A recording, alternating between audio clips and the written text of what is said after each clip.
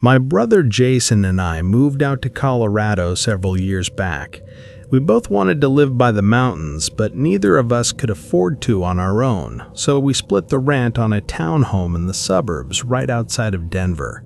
This worked out perfectly because we were only 10 to 15 minutes away from a huge line of mountains. One thing I will mention about these nearby hiking and camping trails, though, is that they're pretty packed. It's so accessible to everyone around and to tourists that almost any time of the year it's hard to find solitude. Because of this, me and my brother decided to plan a 3-day backpacking trip that would take us away from the crowd of people and hopefully give us some peace and quiet. I trusted him to route our trip, and a couple weeks later we drove down to the trailhead. Only one other car was parked there when we arrived. It was some old-looking SUV covered in dust, looking like it had been through a rough drive. Seeing as it was likely only one other person was hiking this route, we went in with a positive attitude. The first day of backpacking was an 8-mile hike. Most of the terrain was actually flat until we got to the last couple miles where we started up a mountainside. It was pretty tiring, but Jason promised that the campsite would be worth it, and it turned out he wasn't lying at all. About 3/4 up the mountain, there was a small flat area right on the side of the cliff with a view of the whole valley. It was stunning, especially with the sun starting to set. After taking in the view, we started pitching our tents, then gathered up some sticks and stones to make a fire pit with. Once the fire was going, we sat down and just talked. I don't even have any idea how long we were talking for, at least 2 hours or something, when we both heard something from the trail. We instantly went silent, listening as footsteps started making their way up the trail in toward our campsite. A minute later, a man came out of the dark and into the far light coming from our fire.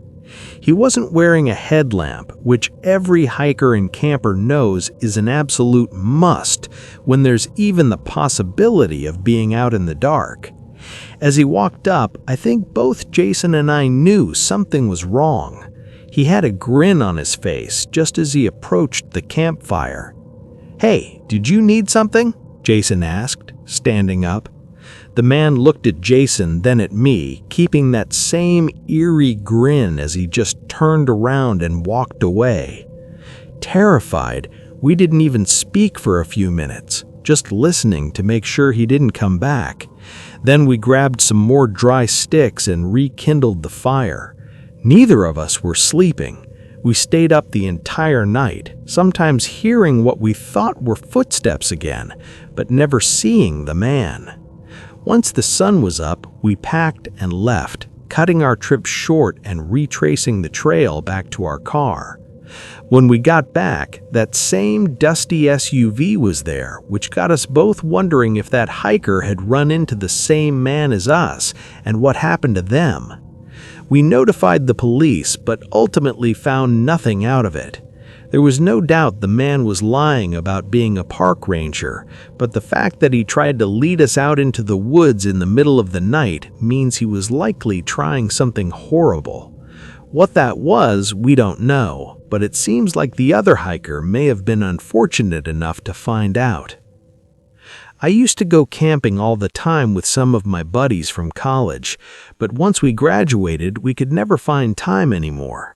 Everyone's schedules were different, so I ended up going out on my own. There was a camping ground that we used to go to a lot, so I played it safe and went to that same place.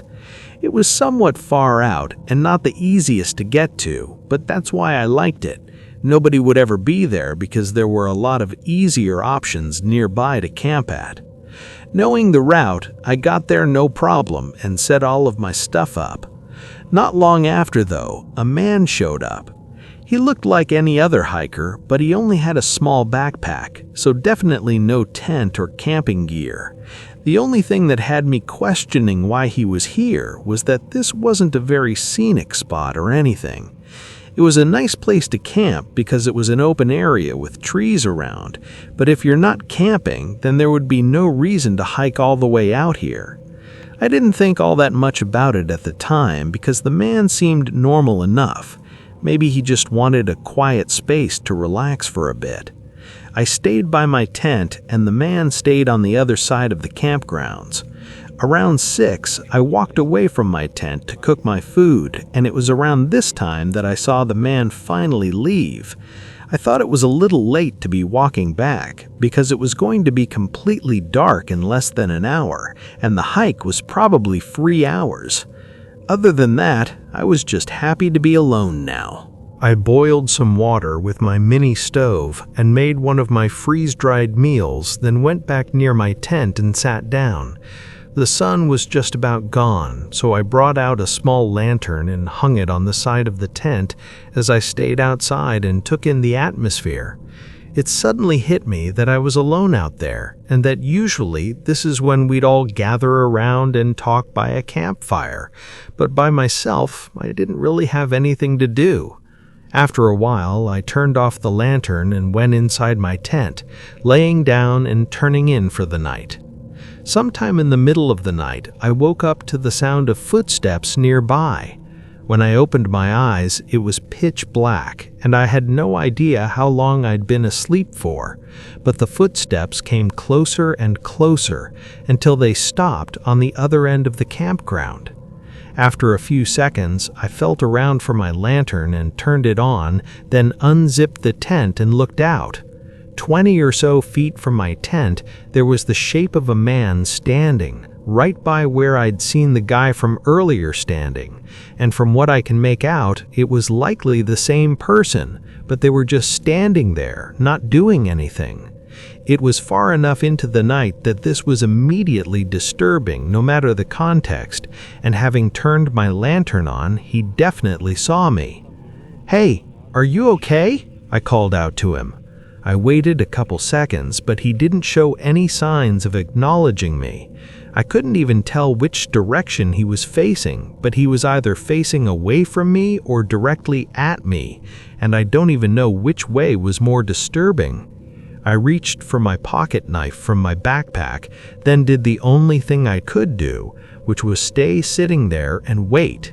The most increasingly uneasy 15 minutes of my life passed as I looked at this man standing there and barely move before he suddenly turned and walked off in the same direction he had gone before, and I could see from the way his figure moved when he turned that he had been facing me. So that whole time he was there, he was just staring at me. I felt chills run through me as the man's footsteps got quieter and quieter, fading out in the distance.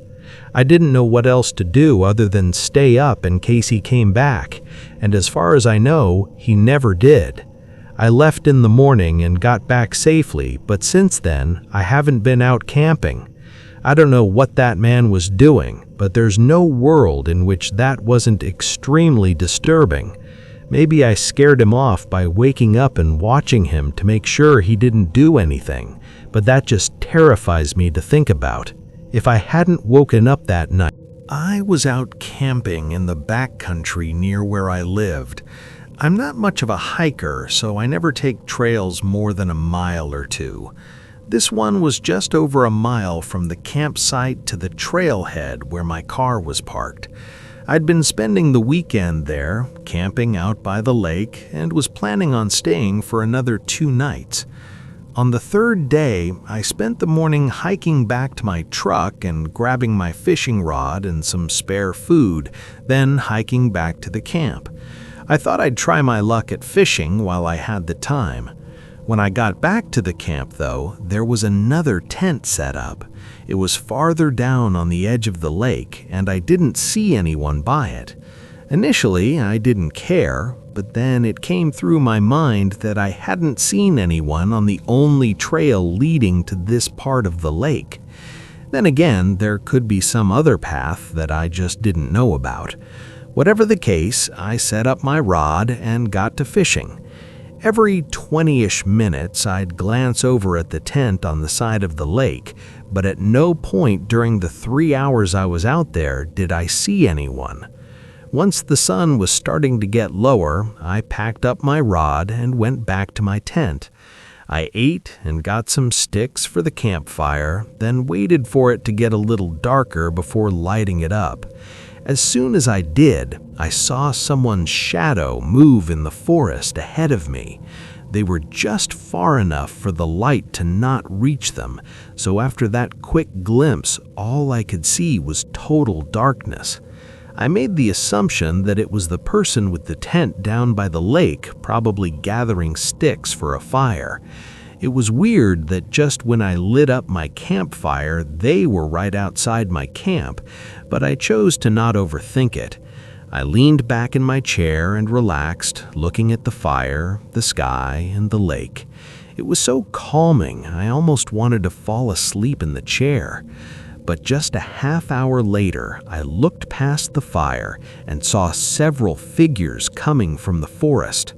Once they were closer, I counted 4 men, all coming right up to my campsite. There was a lot going through my head, but I tried to suppress any nervous feelings and hoped it was just a nearby camping group in need of help or something. When they came into the light, I could see that they were all in their 30s or 40s and had straight faces. Once they were just a few feet from me and were still walking, I got up from my chair and nervously began asking what they needed. None of them responded, only continuing to walk up. 2 of them went behind me, going straight for my tent, as the other 2 pushed me aside. There was no doubt what was going on now, but I knew fighting back would only make things worse. I watched the 2 men start searching through my things as the other 2 continued to push me further away. I tried saying anything I could, but the men had an emptiness to their eyes that showed they did not care at all. I was telling myself in my head to just stay calm and let them take what they want, but the 2 men kept pushing and dragging me further and further out, away from the campsite and away from the light. After a minute, I could barely see where we were going and couldn't hear anything but our footsteps in the silent forest. Then we stopped. I turned and faced them, and as we stood in the darkness between the trees, all my fears just hit me at once. One of them reached for something, and I instantly took off running. All I could hear were my footsteps pounding against the leaves and grass as I got further out. I still had a general sense of direction, so I tried to get back to the trail. When I did, I went straight for my truck, and from what I could tell, nobody followed me. I reported the case to the police, but in the end, almost all my stuff was stolen, and no trace was left to help figure out who they were. What they were dragging me out into the forest to do is probably obvious, so I think I was beyond lucky to have made it out with my life.